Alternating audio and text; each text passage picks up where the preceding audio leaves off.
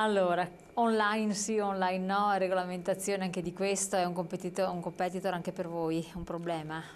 Il vero competitor per tutti è sicuramente online e l'e-commerce, ma è evidente anche su questo che occorre, da un lato sicuramente come chiede, siamo d'accordo, come chiede Donà, credo che sia indispensabile cominciare a ipotizzare anche per l'online alcune delle regole come le chiediamo per tutti. Sicuramente vanno introdotti meccanismi di... Ma anche la tassazione, per esempio. Certo, questo è il minimo però, È questo è un'altra il cosa. minimo perché giustamente quando qualsiasi attività di retail, qualche attività di negozio vuole muoversi nel territorio deve avere una montagna di autorizzazioni.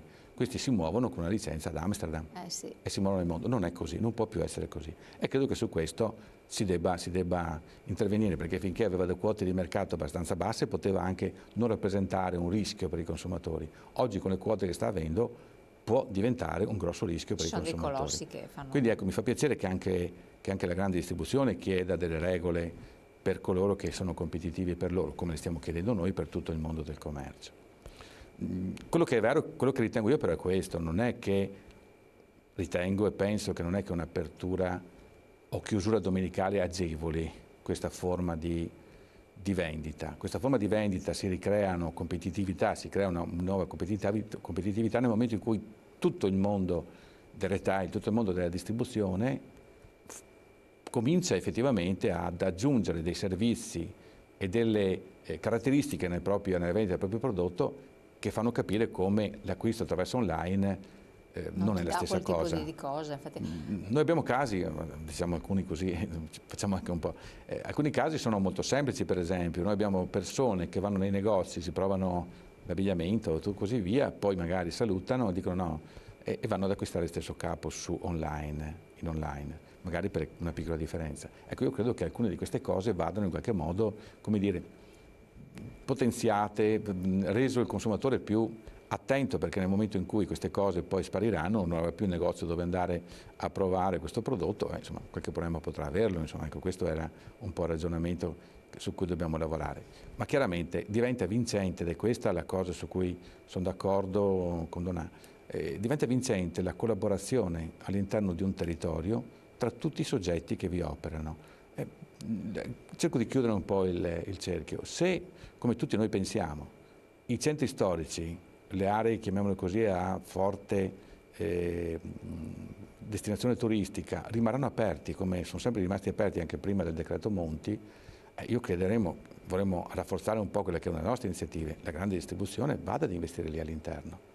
È più costoso certamente, è più oneroso certamente, ma probabilmente se vuole aprire la domenica potrà farlo lì all'interno, non come viene ad oggi che preferisse sempre ricercare aree fuori dai centri urbani perché è molto meno costoso, è molto meno più facile da gestire.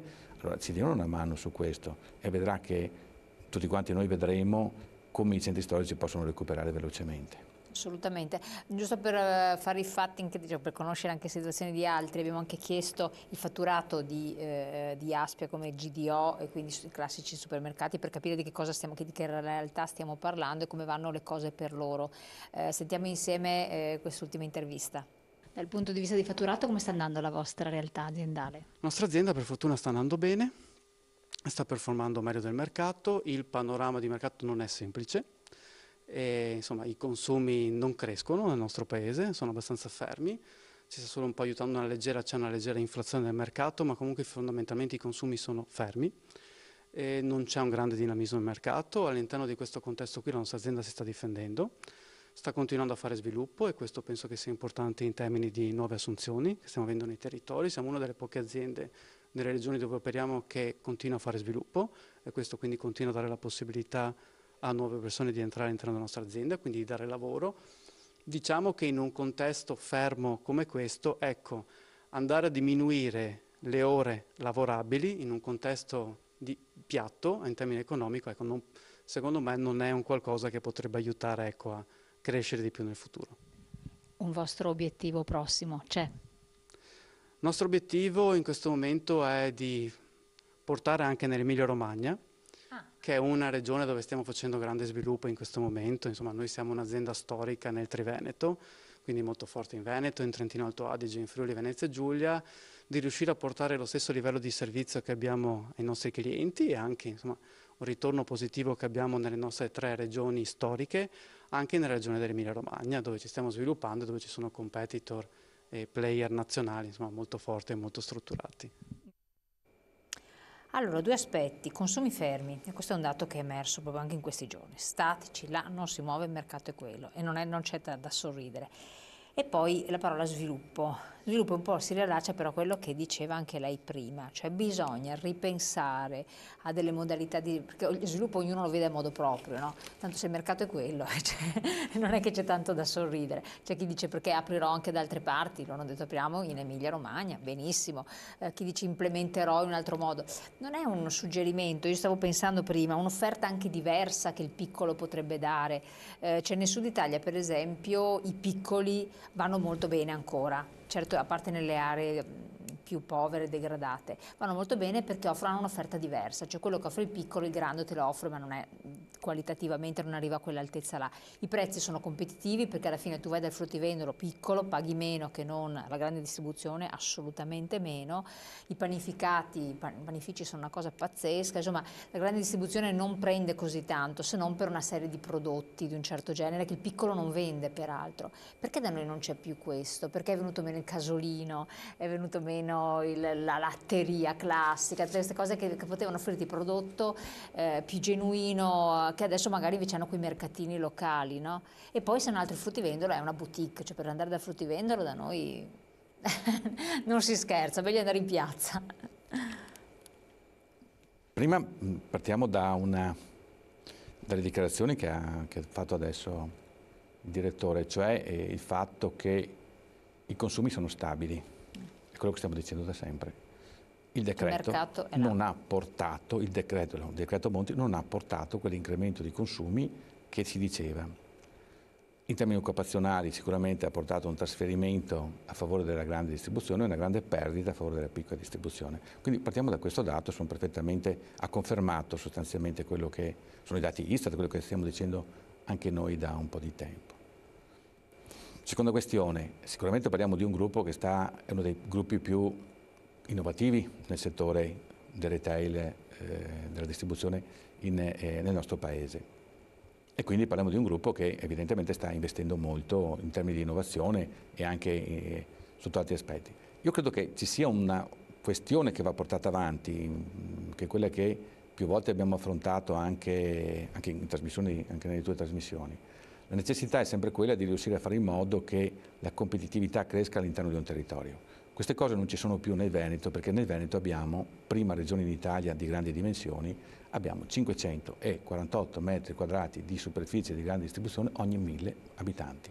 Questa superficie di vendita ha fatto sì che la stragrande maggioranza dei casoini sia chiusa. Esatto, quelli che sono rimasti sono quelli più qualificati, quelli molto specializzati.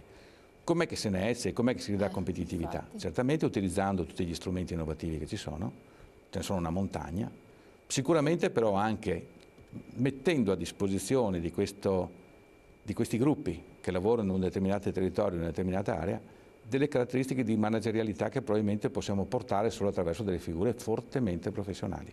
Oggi probabilmente nel mondo del commercio, del piccolo commercio, abbiamo bisogno certamente di bravi commessi, di bravi macellai, di bravi panificatori, ma abbiamo bisogno anche di figure professionali, di manager, in grado di mettere insieme questi e di dettare le cose che sta facendo grandi gruppi come Landi. Probabilmente questo è il futuro su cui dovremo muoverci, perché questo comporterà un maggiore ascolto dei consumatori, la capacità di individuare prodotti e servizi che oggi magari possiamo considerare o non conosciamo, ma soprattutto anche di riorganizzare un sistema di accettazione, di ricezione, di accoglienza del cliente che sia molto più funzionale e che vinca anche altre forme. È una cosa che stiamo provando in tante zone del Veneto e io credo che sarà il futuro non la chiamerei neanche più distribuzione, ma del servizio che la rete distributiva può dare ai cittadini. in alternativa. Benissimo, grazie Maurizio Francescone.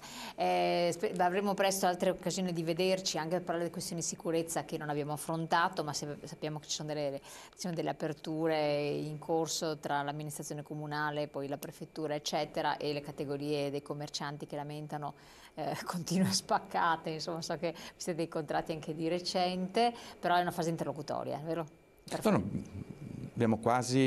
Abbiamo già definito il bando, chiaramente non è sufficiente quello, occorre qualcos'altro per una città come Padova per avere quel segnale, quella sensazione di sicurezza di cui la città ormai ha bisogno. Perfetto, grazie ancora di essere stato qui con noi, grazie a voi di averci seguito, appuntamento come sempre domani.